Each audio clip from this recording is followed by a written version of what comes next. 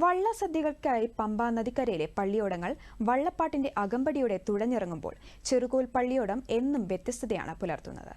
മത്സരവള്ളം കളികൾക്ക് വലിയ പ്രാധാന്യം നൽകാതെ ചിട്ടയായി ഒരേ താളത്തിൽ പാടിത്തുഴഞ്ഞെത്തുന്നതിനാണ് ചെറുകോൽ പള്ളിയോടങ്ങൾ പ്രാധാന്യം നൽകുക. തിരുവോണത്തോണിയെ അകമ്പടി സേവിക്കുന്ന പ്രധാന പള്ളിയോടമാണ് ചെറുകോൽ കരയുടെ ഈ പള്ളിയോടം. മറ്റുള്ള പള്ളിയോടങ്ങൾക്ക് ലഭിക്കാത്തൊരു അസുലഭ ഭാഗ്യം ലഭിക്കുകയുണ്ടായി. ശ്രീ ഉത്രാടം തിരുനാൾ മഹാരാജാവിൻ്റെ നേതൃത്വത്തിൽ തിരുവിതാംകൂർ രാജമുദ്ര, ശംഖിൻ്റെ രാജമുദ്ര ഞങ്ങൾക്ക് അദ്ദേഹം ദാനം ചെയ്തു. ചെറുകോൽ പള്ളിയോടത്തിന് ഏതാണ്ട് നൂറ്റാണ്ടുകളുടെ പാരമ്പര്യമുണ്ട്. അതായത് ആറന്മുള അമ്പലത്തിൽ വള്ളംകളിക്ക് ഏതാണ്ട് 300 മുതൽ 400 വർഷം പഴക്കമുണ്ടെന്നാണ് പറയപ്പെടുന്നത്.